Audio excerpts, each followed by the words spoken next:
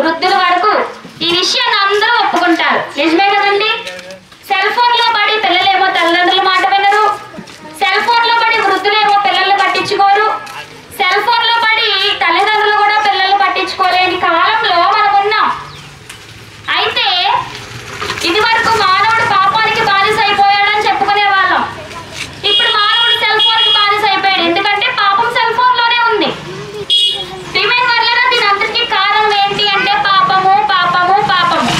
పాపము ఎక్కడ ఉంటే మనిషి ఎక్కడికి పరిగెడుతూనే ఉన్నాడు. మనందరం ప్రయాసపడేది తిండి కోసం, మనందరం ప్రయాసపడేది మనల్ని మనం పోషించుకోవడం కోసం. కానీ నేను ప్రయాసపడేది ఎందుకో తెలుసా? సెల్ ఫోన్ లో బ్యాలెన్స్ వేయించుకోవడానికి డబ్బులు లేకపోతే ఆ రోజు పని చేయడానికి వెళ్తారు.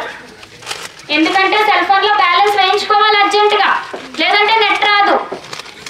అంటే ఏంటి అంటే మానవుడు పరిగెడుతూ పరిగెడుతూ పరిగెడుతూ ప్రయాసపడుతూ ఉండేది తన పొట్టను పోషించుకోవడానికి కాదు, కానీ పాపము వెనకాల మానవుడు పరిగెడుతూ ఉన్నాడు. అయితే పాపం నుంచి మనిషిని విడిపించేది ఎవరు? పాతకాలం నుంచి నేటి కాలం వరకు కూడా పాతగానే ఉన్నది ఏంటంటే పాపం. అయితే కొత్తగా మారింది ఏంటి అంటే పాపం చేసే విధానం. రిమైండ్ వాళ్ళారా? మరి పాపం నుంచి విడిపించేది ఎవరు? పాతకాలం నుంచి నేటి వరకు కూడా మనిషిని ముంచేస్తున్నది పాపం. అయితే ఆ కాలం నుంచి నేటి వరకు పాపం నుంచి విడిపించేవాడు ప్రభువైన యేసుక్రీస్తు మాత్రమే.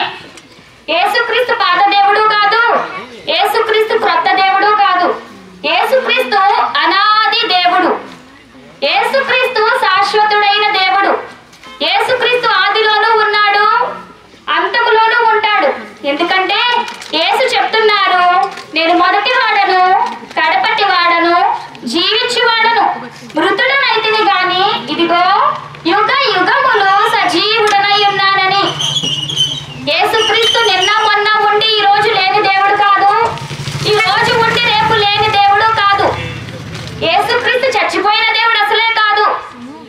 యేసుక్రీస్తు మరణాన్ని జయించి తిరిగి లేచిన దేవుడు. అయితే యేసుక్రీస్తు ఎవరు? యేసుక్రీస్తు ఎందుకు వచ్చారు అని మనం చూసినట్లయితే యేసుక్రీస్తుని గురించి తెలియజేసే పుస్తకమైన బైబిల్ తెలియజేస్తుంది.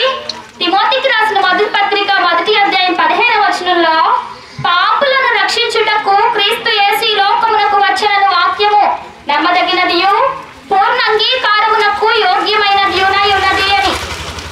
అవునండి, పాపులను రక్షించడానికి పరిశుద్ధుడు రావాలి. ఈ లోకంలో పరిశుద్ధులు ఎవరున్నారు? మొట్టమొదటి పుట్టిన మనిషి దగ్గర నుంచి నేడు పుడుతున్న పిల్లలందరి వరకు అందరము పాపులమే. మనం జన్మతః కర్మతః పాపులమై ఉన్నాం. మరి పాపం నుంచి మనిషిని విడిపించేది ఎవరు? వేదాలలో చూస్తే ఇలా చెప్పబడుతుంది, సర్వ పాప పరిహరో రక్త ప్రోక్షణం అవశ్యం తద్రక్తం పరమాత్మేన పుణ్యదాన బలియాగమని. సర్వలోక పాపము పరిహరించబడాలి అంటే రక్తము చిందించబడాలి. రక్తము చిందించబడకుండా పాప క్షమాపణ జరగదు అనేది బైబిల్ చెప్తున్న సత్యం మాత్రమే కాదు, వేదాలు చెప్తున్నాయి, ధర్మశాస్త్రం చెప్తూ ఉంది, ఇతిహాసాలు చెప్తూ ఉన్నాయి. ఏమిటి అనంటే రక్త ప్రోక్షణ లేకుండా పాప క్షమాపణ లేదు అని. అయితే ఏ రక్తం చిందించబడాలి? మేకల యొక్కయు కోడల యొక్కయు గొర్రెల యొక్కయు రక్తము పాపమును తీసివేయట అసాధ్యము. పరిశుద్ధుడు మాత్రమే రక్తమును చిందించాలి. పరిశుద్ధుడు ఎవరు? నాటి కాలం నుండి నేటి వరకు పరిశుద్ధుడు, ఆదియు అంతమును అయ్యున్న ఆ ప్రభువైన యేసుక్రీస్తు ఒక్కడు మాత్రమే పరిశుద్ధుడైన దేవుడు. ఆ పరిశుద్ధుడైన దేవుడు పాపులను రక్షించుటకు ఈ లోకమును వచ్చిననే వాక్యము నమ్మదగినది, పూర్ణంగీకారమునకు యోగ్యమైనది. ఇది కాదు అనడానికి ఎవ్వరూ సరిపోరు, ఇది కాదు అనడానికి ఎవ్వరూ చెప్ప వీలు పడదు. ఎందుకంటే యేసుక్రీస్తు వచ్చిందే పాపులను రక్షించుటకు. ప్రియమైన వారులారా, మనందరం పాపం చేసిన వారమే, మనల్ని రక్షించడానికే ప్రభువైన యేసుక్రీస్తు వచ్చారు. అయితే నేనేం పాపం చేశానండి అని మనం అనుకోవచ్చు. మనం పుట్టిన దగ్గర నుంచి చనిపోయే వరకు పాపాలు చేస్తూనే ఉన్నాం, చేస్తూనే ఉన్నాం, చేస్తూనే ఉన్నాం. పాపం చేసే విధానం మారిందేమో కానీ పాపం చేయడం మాత్రం మనిషి మానలేదు. అయితే ఈ పాపిని రక్షించేది ఎవరు? పాపం అనే బానిసత్వం నుంచి విడిపించేది ఎవరు?